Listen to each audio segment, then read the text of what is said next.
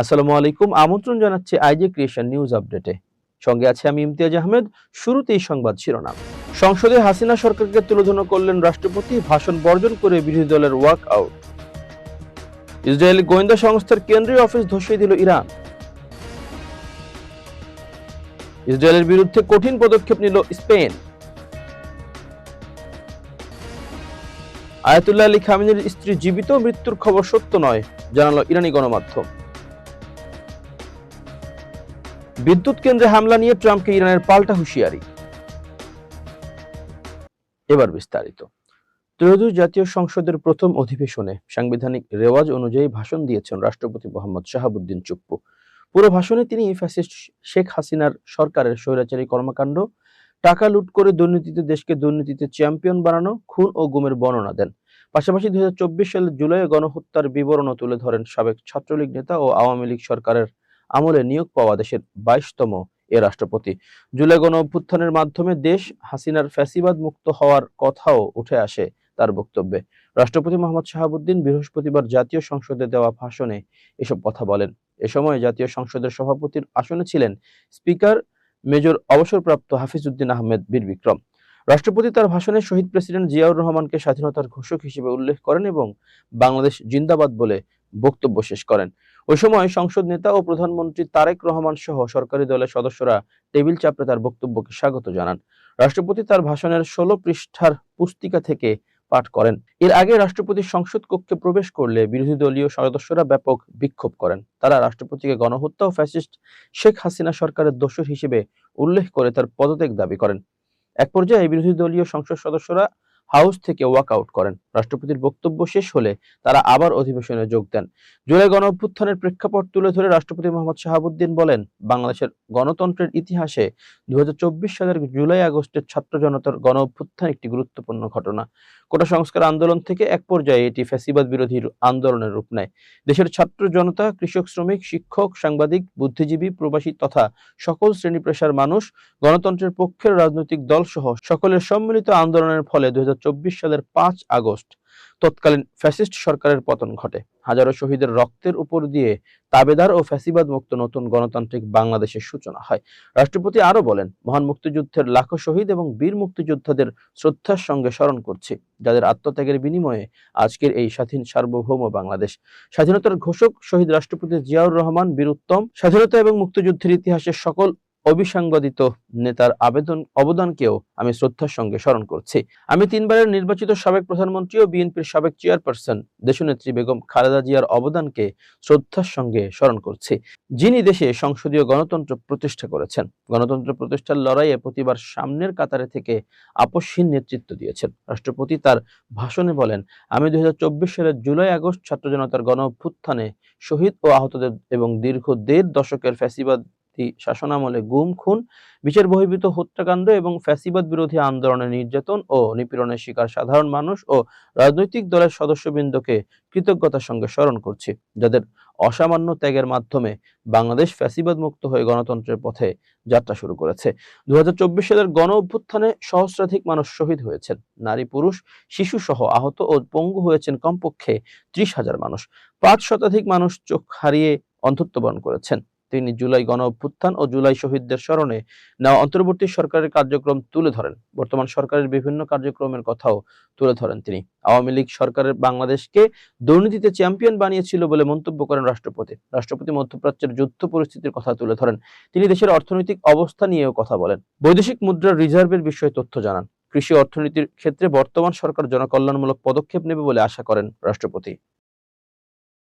জাতীয় সংসদে রাষ্ট্রপতির ভাষণ দেওয়াকে কেন্দ্র করে ওয়াকআউট করেছে বিরোধী দল। জাতীয় সংসদের প্রথম দিনেই এই ওয়াকআউটের ঘটনা ঘটল।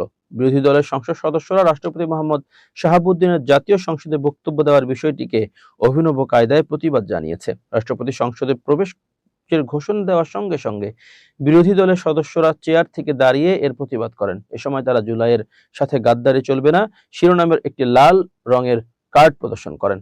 সংসদে রাষ্ট্রপতি প্রবেশের সঙ্গে সঙ্গে সংসদ নেতা সহ সরকারি দলের সব সংসদ সদস্য দাঁড়িয়ে পড়লেও এ সময় বিরোধী দলীয় সদস্যরা প্রতিবাদের অংশ হিসেবে সংসদের নিজ চেয়ারে বসে পড়েন। এ সময় বিউ গলে জাতীয় সঙ্গীত বাজতে থাকলেও জামাতে ইসলামের সংসদ সদস্যদের একটি অংশ চেয়ারে বসিয়েছিলেন। অবশ্য তখন মন্ত্রী মির্জা ফখরুল ইসলাম আলমগীর এবং সংসদের কর্মকর্তারা জাতীয় সঙ্গীতের বিষয়টি ইঙ্গিত করে তাদের দাঁড়ানোর অনুরোধ করেন। এ সময় কেউ কেউ দাঁড়িয়েছিলেন, কেউ কেউ বসেছিলেন। পরে রাষ্ট্রপতি সংসদে তার বক্তব্য দেওয়া শুরু করলে বিরোধী দলীয় সংসদ সদস্যরা চিৎকার চেঁচামেচি করতে থাকেন। এক পর্যায়ে তারা রাষ্ট্রপতির বিরুদ্ধে স্লোগান দিতে দিতে সংসদ কক্ষ ত্যাগ করে চলে যান। এর আগে স্পিকার হাফিজ উদ্দিন আহমেদ বিরোধী দলীয় সদস্যদের চুপ থাকার অনুরোধ করেন। রাষ্ট্রপতি ভাষণ দেওয়ার বিষয়টি সাংবিধানিক বাধ্যবাধকতা উল্লেখ করে তিনি বলেন, আমরা সংবিধানের বিধান ও জাতীয় সংসদের রেওয়াজ অনুসরণ করতে চাই। দয়া করে আপনারা খারাপ কোনো দৃষ্টান্ত স্থাপন করবেন না। এবার আন্তর্জাতিক প্রসঙ্গ। ইসরায়েলি গোয়েন্দা সংস্থা শিন বেতের সদর দপ্তর ও দুটি বিমান ঘাঁটিতে ড্রোন হামলার দাবি করেছে ইরান। এক প্রতিবেদনে বৃহস্পতিবার এ তথ্য জানিয়েছে কাতার ভিত্তিক সংবাদ মাধ্যম আল জাজিরা।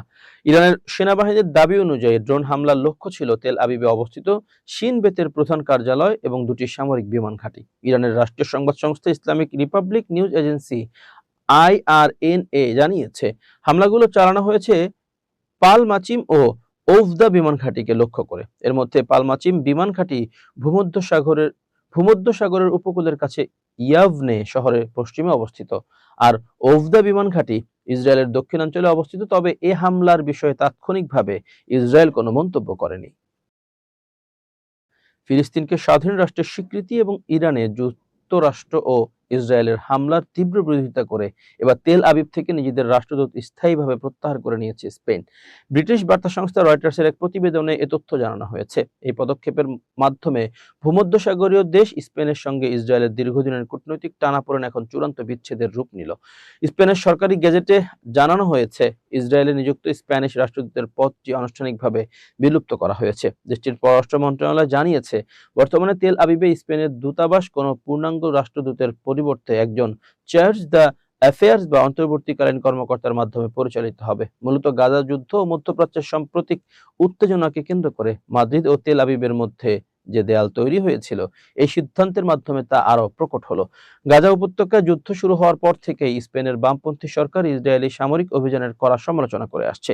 গত বছরের সেপ্টেম্বরে মাদ্রিদ সরকার এক ঐতিহাসিক সিদ্ধান্ত জানায়, গাজা যুদ্ধে ব্যবহারের জন্য কোনো ইসরায়েলি অস্ত্র বহনকারী বিমান বা জাহাজ স্পেনের আকাশসীমা ও সমুদ্র বন্দর ব্যবহার করতে পারবে না। এই সিদ্ধান্তকে ইসরায়েলের পররাষ্ট্রমন্ত্রী গিডিয়ন স্যার ইহুদি বিদ্বেষী পদক্ষেপ বলে আখ্যা দিলে দুই দেশের সম্পর্কের সুতা ছিঁড়তে শুরু করে।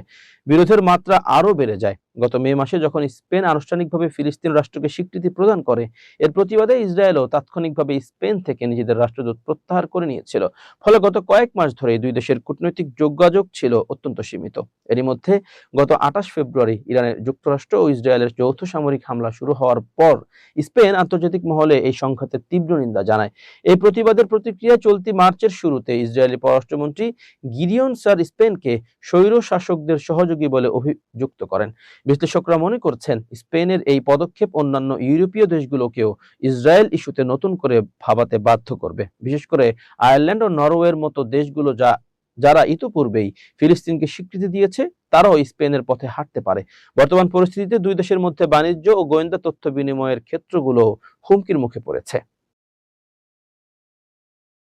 ইরানের প্রয়াত সর্বোচ্চ নেতা আয়াতুল্লাহ আলী খামেনির স্ত্রী মানসুরেহ খোজাস্তেহ বাগেরজাদেহ জীবিত আছেন। তিনি মারা গেছেন বলে দাবি করা প্রতিবেদনগুলো সত্য নয়। বৃহস্পতিবার ইরানের IRGC সংশ্লিষ্ট ফার্স্ট নিউজ এ তথ্য জানিয়েছে। ইরানের নতুন সর্বোচ্চ নেতা মুজতবা খামেনি বৃহস্পতিবার তার প্রথম বিবৃতিতে মায়ের মৃত্যুর কথা উল্লেখ না করার পরে এই তথ্য সামনে আসে। ইরানের প্রয়াত সর্বোচ্চ নেতা আয়াতুল্লাহ আলী খামেনি ইরান যুদ্ধের শুরুতে মার্কিন যুক্তরাষ্ট্র ও ইসরায়েলের হামলায় নিহত হন। পরের দিনগুলোতে বেশ কয়েকটি প্রতিবেদনে দাবি করা হয়েছিল যে তার স্ত্রীও সেই হামলায় নিহত হয়েছেন। খামেনির স্ত্রী মনসুরে খোজাস্তেহ বাগেরজাদেহ বেশিরভাগ সময়ই জনসাধারণের দৃষ্টি থেকে দূরে থাকতেন এবং ইরানের শাসক পরিবারের সবচেয়ে ব্যক্তিগত সদস্যদের একজন। বেশ কয়েকটি স্থানীয় গণমাধ্যমের প্রতিবেদন অনুসারে আলী খামেনি ছাড়াও তার পুত্রবধূ, জামাই, মেয়ে এবং নাতি-নাতনি সহ তার পরিবারের বেশ কয়েকজন সদস্য 28 ফেব্রুয়ারি যুদ্ধের প্রথম দিনে হামলায় নিহত হন।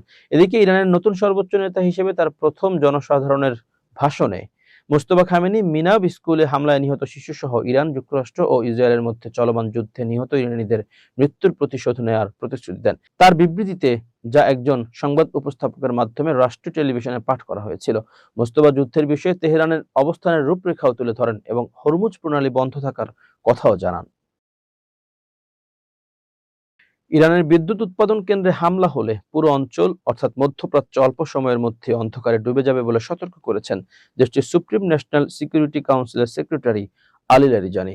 ট্রাম্পের বক্তব্যের সরাসরি প্রতিক্রিয়ায় বৃহস্পতিবার সামাজিক যোগাযোগ মাধ্যম এক্সে দেওয়া এক পোস্টে একথা জানান লারিজানি। ট্রাম্প বলেছিলেন, আমরা 1 ঘন্টার মধ্যে ইরানের বিদ্যুৎ সক্ষমতা ধ্বংস করে দিতে পারি, আমরা এখনো তা করিনি। এই হুমকির জবাবে কড়া হুঁশিয়ারি দিয়ে লারিজানি বলেন, যুক্তরাষ্ট্র যদি এমন পদক্ষেপ নেয় তবে 0.5 ঘন্টারও কম সময়ের মধ্যে পুরো অঞ্চল অন্ধকারে ডুবে যাবে। লারিজানি তার পোস্টে আক্রমণাত্মক সুরে বলেন, অন্ধকার পরিস্থিতি সৃষ্টি হলে নিরাপত্তার জন্য পালিয়ে বেড়ানো মার্কিন সেনাদের লক্ষ্যবস্তু করা সহজ হয়ে যাবে।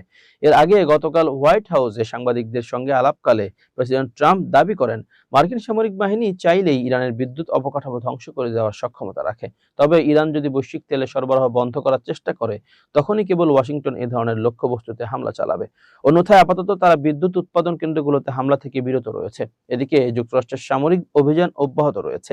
মার্কিন সেন্ট্রাল কমান্ড এর কমান্ডার অ্যাডমিরাল ব্র্যাড কুপার জানিয়েছেন, ইরানের ভেতরে এখন পর্যন্ত 5,500টিরও বেশি লক্ষ্যবস্তুতে হামলা চালানো হয়েছে। সামাজিক যোগাযোগ মাধ্যমে প্রকাশিত এক ভিডিও বার্তায় তিনি বলেন, চলমান অভিযানের অংশ হিসেবে ইরানের ব্যালিস্টিক ক্ষেপণাস্ত্র, ড্রোন এবং নৌবাহিনীর স্থাপনাগুলোর উপর ধারাবাহিক হামলা চালানো হচ্ছে। প্রিয় দর্শক, শেষ করছে আজই ক্রিয়েশন নিউজ আপডেট। আজ এ পর্যন্তই। ভিন্ন খবর নিয়ে দেখা হবে আগামীকাল। নিজেকে আপডেট রাখতে সাবস্ক্রাইব করুন চ্যানেলটি, নিয়মিত লাইক, কমেন্ট ও শেয়ার করে ছড়িয়ে দিন সর্বত্র। সুস্থ থাকুন, নিরাপদে থাকুন। আল্লাহ হাফেজ।